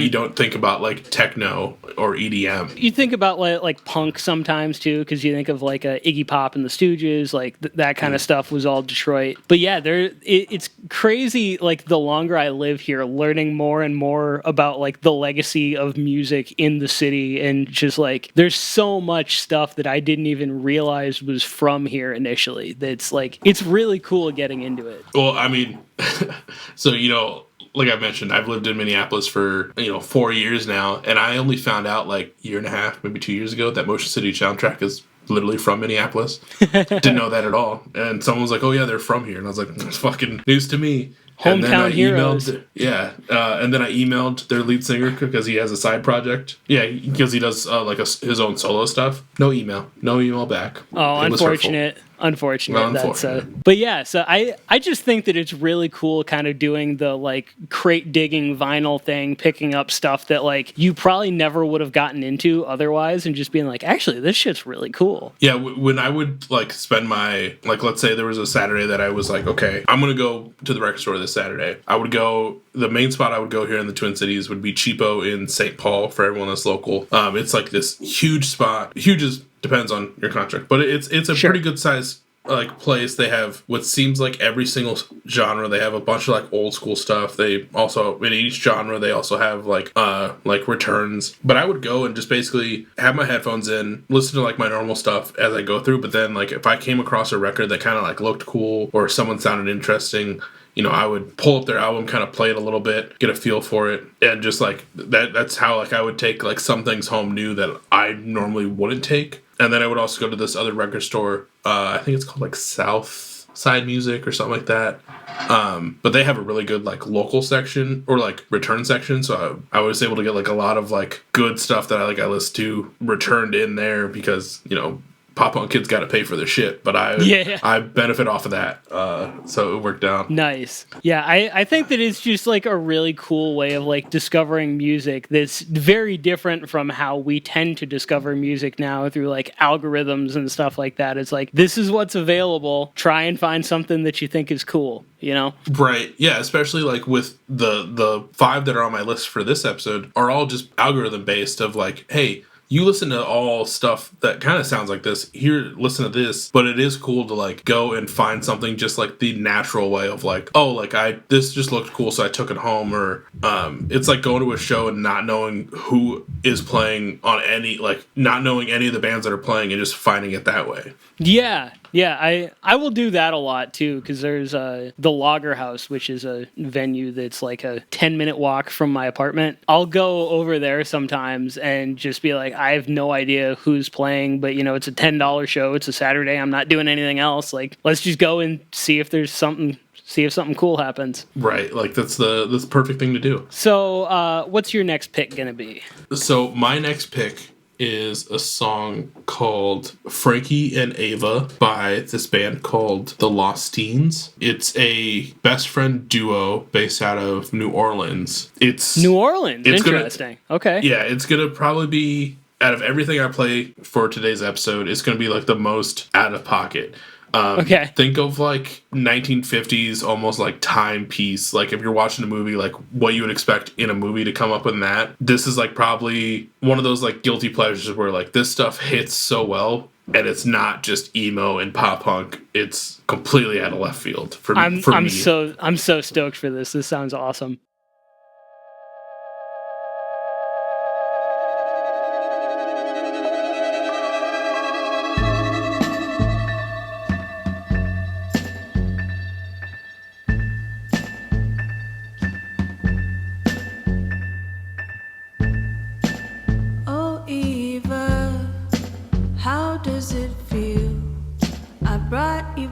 To life, and now you're here. I picked your best part, I sewed you up nice. So now tell me, dear, do you feel alright? Do you feel alright? Well, Frankie, my dear, I'm feeling kinda weird. My hands don't look like they used on my neck and bolts in your neck. You look different too. I think I'm kinda scared of you. Oh, why did he bring me back to this dark and lonesome place? I needed you here, my dear. Oh, I'm sorry I brought you back. Couldn't go on alone without you by my side. My head's in a spin, I don't feel quite right. You made a monster out of me, I'm not quite alive. I know you're scared too, so here's what we'll do. We'll get revenge too.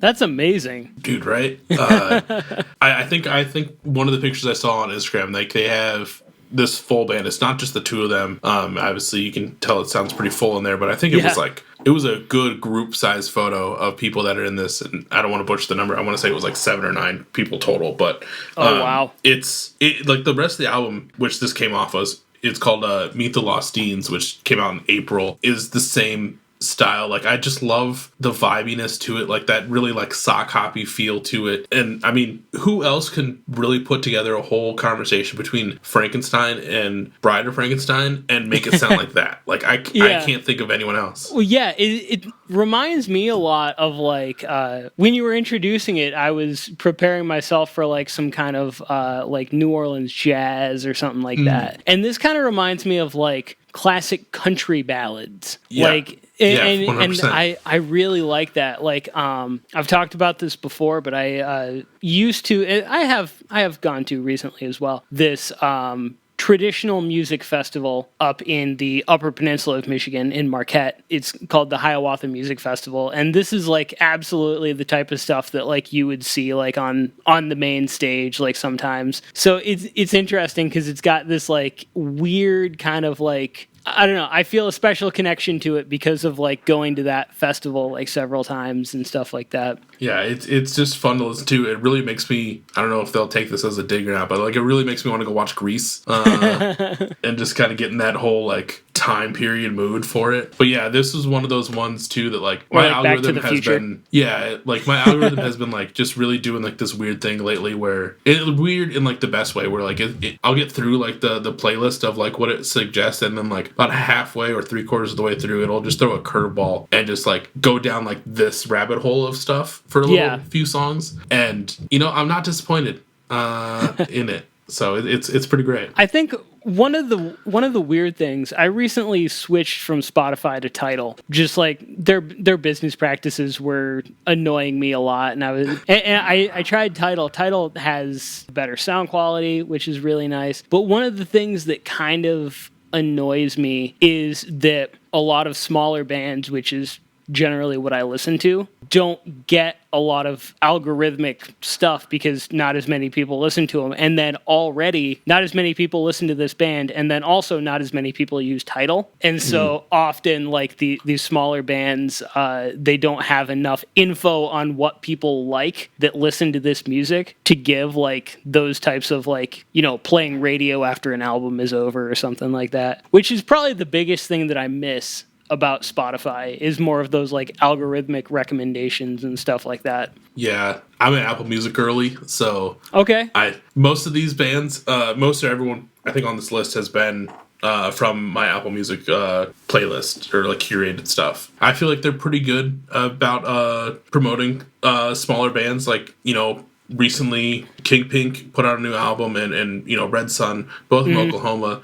Yep. So, like, you know, when those get done, you know, it'll start off with, like, the other people in the scene, like Stars Hollow, maybe some Saturdays at your place. And then it'll pepper in, like, some other, like, Oklahoma bands that I have never heard of before. And then, you know, sometimes it'll pull in those bands that I kind of mentioned earlier, which haven't released anything since, like, 2014. But they're still from that area of the country that the other bands are from. So it's like, it's the same thing. For a long time, it was almost like no matter what I listened to, after the album was over, Spotify was like, all right, so here's a Saturday song and here's a full-blown Meltdown song, and I'm like, all right, cool. that is the one thing. So like I have Apple Music, and then I also have Spotify.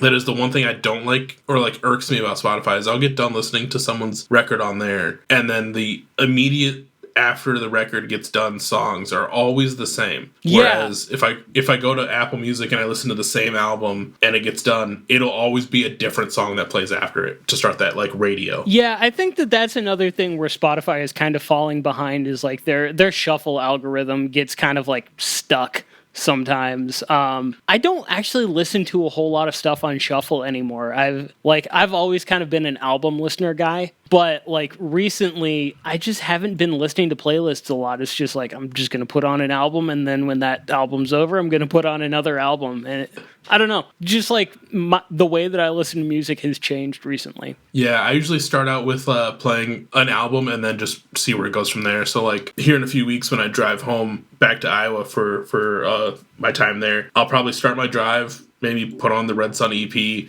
and then just see where my algorithm takes it from there, and then see how long I get tired of listening to, you know, that style, and before I switch it to either like Tsunami or something like that, like to kind of just switch up the mood. And I mean, it's like a 4.5 hour drive, so I can't listen to the same thing the entire way, you know? Yeah, no, that's fair. I've got a long drive coming up, going down to Nashville fairly soon, so I'm starting to curate stuff to listen to for that too, as well as also like podcasts and stuff like that. I'll probably catch up on some beers with bands at that point. Yeah, dude. I'm sure I'm sure I'll have a good episode for you to listen to for your drive. But what do you got next in this gauntlet? My next track is probably one of my favorite DIY albums that I've found since getting involved with this scene, and I've never actually gotten around to featuring it on an episode for whatever reason. I don't know if it's just because I thought it was too old, or if it didn't match the vibe of what I was trying to curate for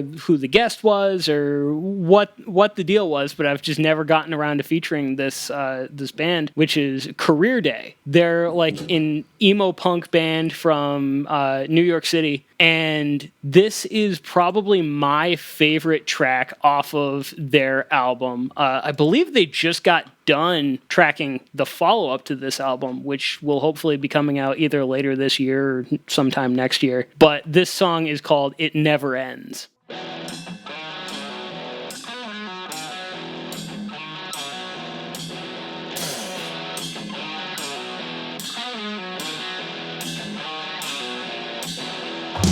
You know, I'm starting to think that the coexist bumper stickers really ain't doing much. As bigots with a badge get righteous, they call the protest riots. I don't think we're winning with love.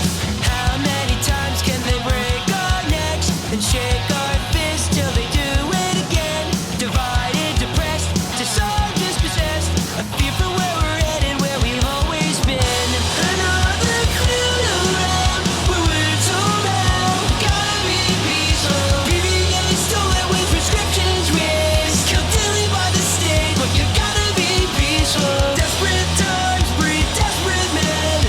Dying for anything different. Just mockingbirds learning the language of violence. Say it back, I guess it never ends. Starting to doubt what I was taught until now. What use is morality in a duel? Hard not to wanna give up the choices that they give us. Accomplice or target or just disregarded. Lately I've struggled to find any word to cry out for change with the limited word. The system just does what it's designed to do. A proper response feels long overdue. Another clue around where we're told now. Gotta be peaceful. BBA stolen with prescriptions raised. Killed daily by the state, but you gotta be peaceful. Desperate times breed desperate men. Dying for anything different. Just mockingbirds learning the language of violence. Say it back, I guess it never ends. Never ends, it never ends. It never ends, it never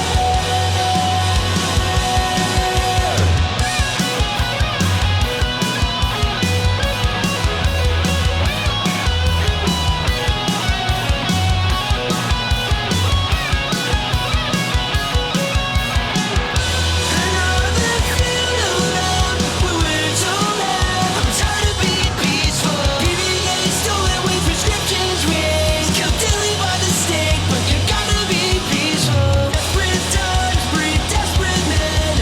Dying for anything different. Just mockingbirds learning the language of violence. Say it back, I guess it never ends.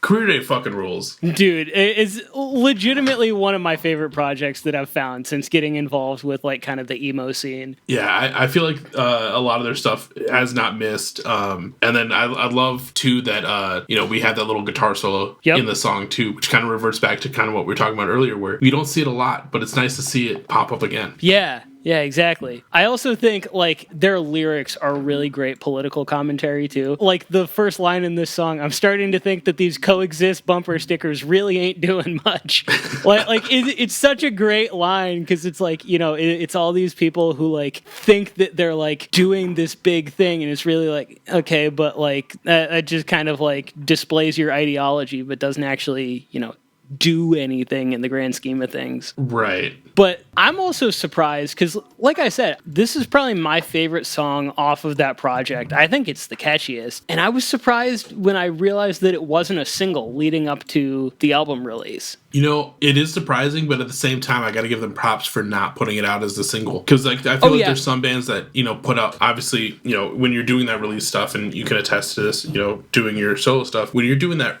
those single releases up into the album, you want to put out some of your heavy hitters, but to hold back a heavy hitter and be like, no, we're gonna hold on to this one and we're gonna let it marinate until they find it on this album. Like, that's a big, bold move to do. Well, and I think that's another thing, like, going back to the kind of like album listener conversation. One of the things that I find really interesting is the fact that like a lot of the time your favorite songs on an album aren't the singles. When you're somebody who like listens to the album, you're like, this album cut is actually really cool, and like most people probably haven't given it a chance because it wasn't a single and they listened to like the album through once and, you know, went back to what they knew. Yeah. Or what ends up happening too is, and I know I've talked about this on some of my episodes, is like a band will front load their album with all like the hits, and especially like they'll have those hits be the singles. So by the time you get to song 5 or 6, you're like, oh, I've heard all the good stuff, so why should I keep going and listen to the rest? And it's such a bummer when that happens, because like there could be a gem on song like 8 that no one ever gets to because it just was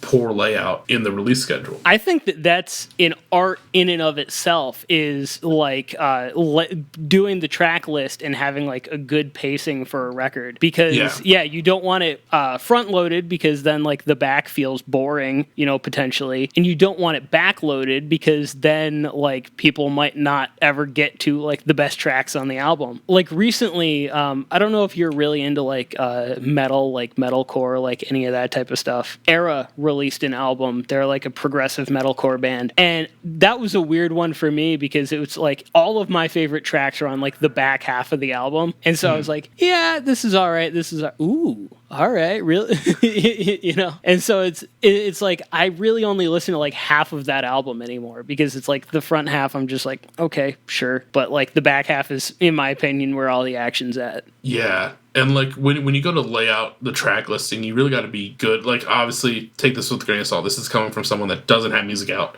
and this is just someone that's like listening to music. So don't come at me. But like, you really want to lay it out where if you know as a band that there's going to be songs that you don't think people are going to like fully connect with, you want to like kind of put those ebbs and flows throughout the entire album. That way, like if we listen to a song that you don't think is going to be the hit, but then we listen to a hit and we go into it, like, keep us along for the ride, rather than like having that initial drop at the beginning and then the roller coaster's done and you're like, okay. I think the perspective coming from a listener is important though, because like most of the people that are going to be listening to your album aren't necessarily musicians. Like, writing music just for other musicians is something that you can do, but you're very much limiting yourself in doing that. If you're trying to write music for a broader audience, then that's something that you're more likely to get a little bit more traction on. Yeah, that is true. But at the end of the day, put out what you think is best. Oh, yeah. Let us all soak it in and have a good time. But yeah, don't front load. And don't have all your singles within the first 5 songs. Let's at least do that. Yeah,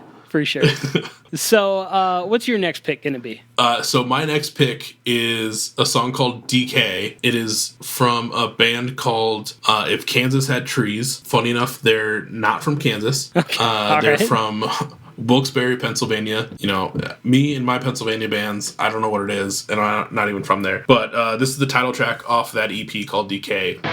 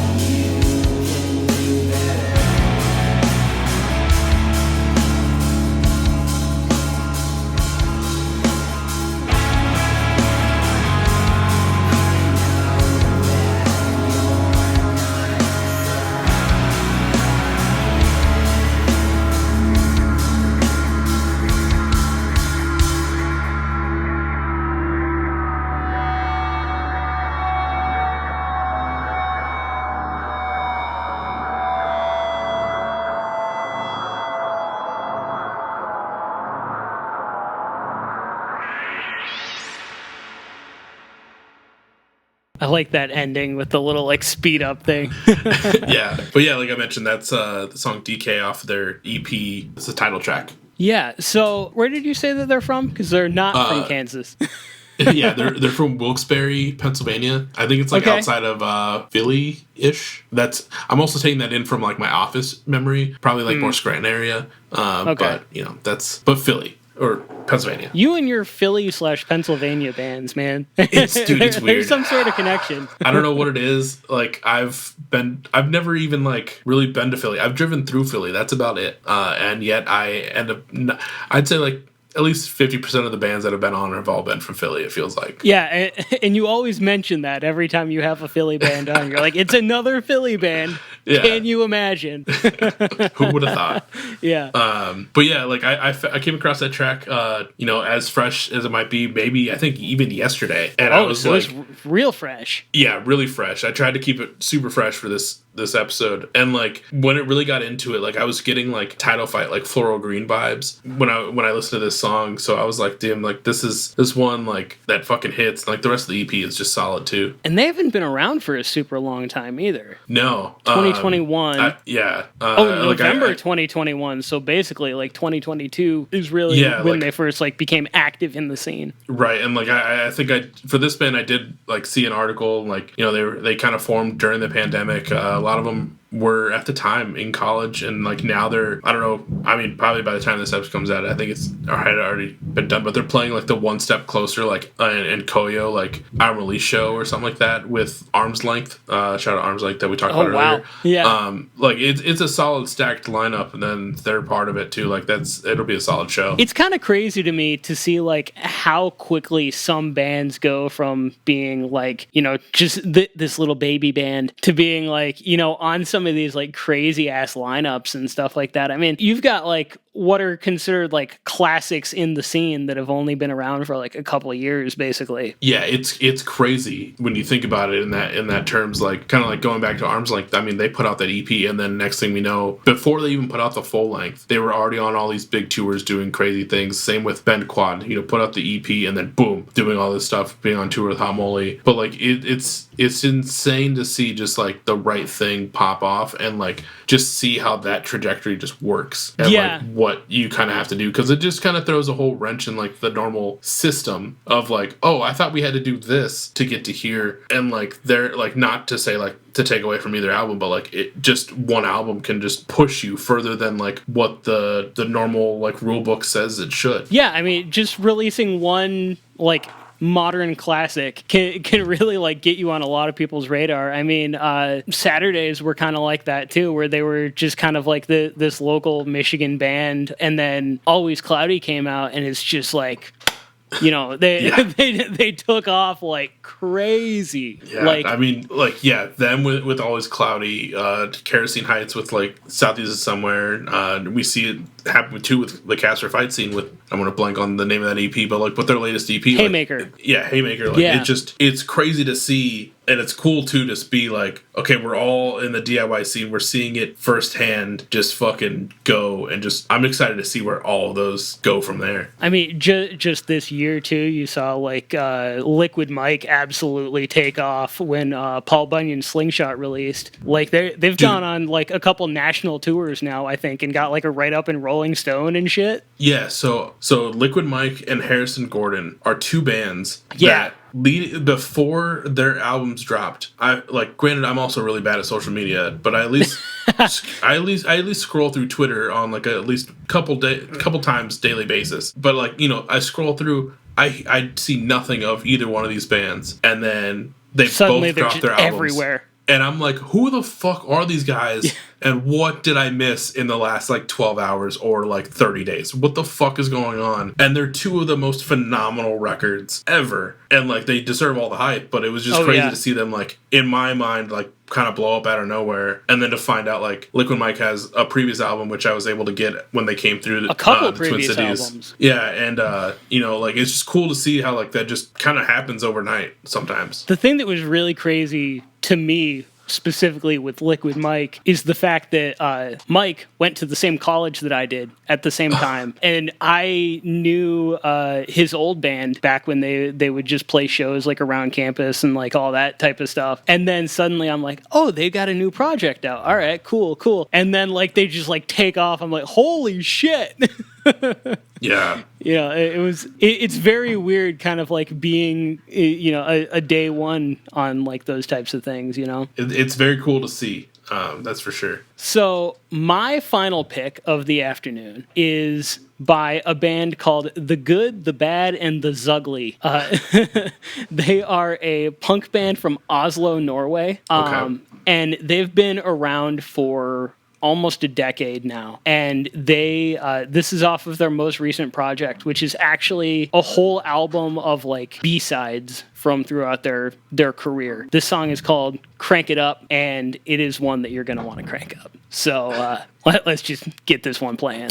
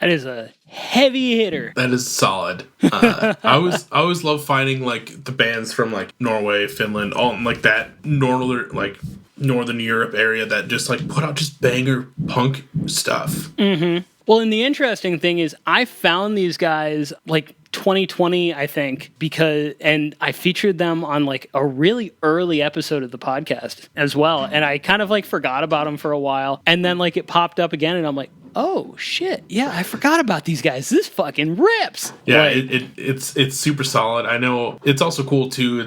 Norway's one of those countries where like they also have really good English in their systems, but like it's always interesting finding European bands singing because they know, I don't know if they think that it'll connect more with like the normal punk viewers in like America or what, but like they decide to say it all in English rather than like their native tongue. So it's kind of cool doing it that because like I remember there was a few different now they're right behind my window. I remember I found like a few different like pop punk bands from like Spain, but they would sing in English rather than singing in Spanish. yeah, and I think it's interesting because sometimes that can work really well, and then other times it's just like you're not quite there. Right. Like I think of Chunk No Captain Chunk. Like their first couple albums, their vocalist was like singing phonetically, basically. Like, Yeah. it didn't sound like he really knew like the language, but like they've gotten a lot better. I don't know if you listened to their project from 2021, I think it was, but that's actually really good. Yeah, it's like not. This isn't me bashing on other countries singing in English either. It's just more like it's very commendable to do that and go out of your comfort zone. But like it's also cool just to see the cool punk stuff that like other countries are coming up with and like the voice that they're coming out with or like how they decide to put it out. Yeah, exactly. I think that it's just like super cool. Like I said, I just like randomly found them and I'm like, Norwegian punk. All right, this is sick. Yeah. So I will say my Spotify release radar has been giving me a decent amount of like European bands, and it's been a treat every time. Yeah, I think it's super cool because like the scene is just different. They've got different sounds that are popular over there, and so you get like this kind of like fresh take on like the same genres that you're into. Oh yeah.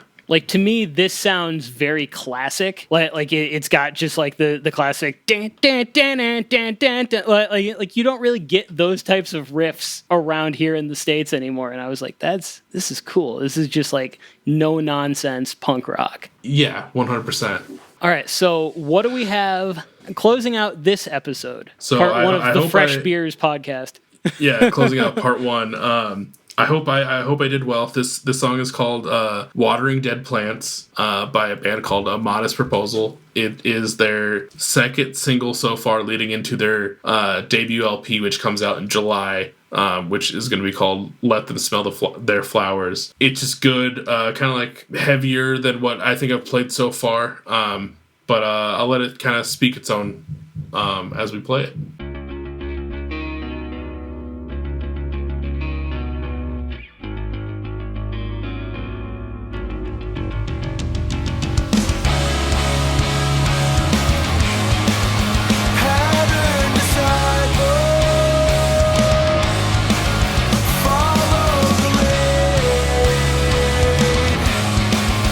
Destiny awaits you. Crawl from the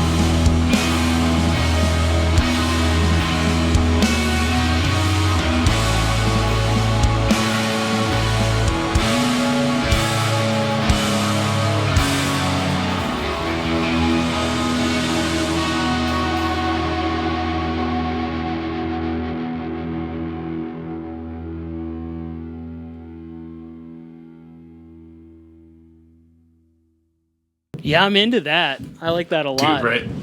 I really like the That's slowdown at the end too. It's super cool. Yeah, so like I said, that's their second single. The other single that's out is a little bit heavier. It's called Pressure, but I'm definitely stoked to see where it's going with these two songs so far. Vocally, it kind of gives me like a Kerosene Heights vibe a little bit, which Yeah. I really like that vocal style. I don't really know what you would call it because it's like it's not like harsh vocals, but it's like the scream with like the vocal fry that's like, you know, more aggressive than like a lot of like emo kind of type stuff. Yeah. You see it too with like, I think Dosser kind of, one of their vocalists kind of sounds like the same way, but it's really cool to see. But yeah, I mean, that's something that I just really like in a lot of music is when people are able to get like that good like vocal distortion sound. It's something that I want to do in my music so bad, but like I've watched like so many tutorials and it's like never clicked, and I'm like, I can't figure it out. yeah. Do you know when the album is slated to come out? Yeah, I think it's July 2nd. Okay, so by the time this is out, that'll probably be out as well. And how long have they been around? That I'd have to double check. It looks like they've got singles dating back to early 2022. Yep, it looks like a EP came out in 2022 as well. So this is, leading into their debut full length. So Nice. been around for a little while. I think I have it in my notes as to they're from Indiana. Forgot to mention that as well. Okay. But which Midwest band. yeah, nice little Midwest band. I don't think I've covered really or find out about like too many Indiana bands. Like I feel like it's one of those scenes where like I know things happen, but you don't really hear about too much outside of it. I feel like. Yeah, I feel like because I know a lot of people from Indiana who talk about local shows and bands and stuff like that, but I feel like a lot of them haven't kind of like gotten out of that yet and like into like the wider market quite as much. Yeah, because like the only Indiana band that I can ever think of is Grey Gordon. I don't know if you are familiar with them. I'm not familiar with them. They were like a solo, like more acoustic act. Now they're part of like a hardcore band, but they're from like Fort Wayne, Indiana. They used to be signed underneath No Sleep and did some decent amount of touring. But that's the only band that I can ever think of when it comes to Indiana. I had to double check before I just said it as a fact, but Summer Brews are from Indiana. Oh, okay. They're a bigger one. I think that they're probably like the biggest Indiana band, like biggest Indiana DIY band that I can think of. Oh, for sure. Yeah. And then they just got announced that they're doing that tour coming up, and I'm blanking on who with, but I'm pretty sure they were on that one. Summer Brews? Yeah, I think they just got added to a tour. Well, so I am gonna try and look it up. I think Connor from the Summer Shack is TMing for them. Yeah, with Super American, presented by Emo Night Brooklyn. Now I'm just reading the poster. But yeah, no, I think that song was really cool. Good, solid, like 3-minute song. You get to the point. I recently kind of talked about this a little bit as far as like lengths of songs and stuff like that. I feel like most of the songs that I write are like at least 3 minutes, but like we kind of talked about before, stuff is kind of like starting to get shorter and shorter. I feel like the 2-minute song is really like becoming like a big thing, which is crazy to me because I don't know how you can fit a full song's worth of stuff into like 2 minutes. But yeah, it's definitely something. Like obviously, you checked out my episodes. You know that at least for the audio episodes, I include a couple songs from the band that comes on, and I'm usually like, hey, like for the beginning, I like to do a 30 to 40 second intro, and they're like, okay, cool, here, use this song, and I'll check it out, and yeah, it might be a 2-minute song, but like trying to find something that's not just like a repetitive chorus for the 2 minutes, and find like something that's, because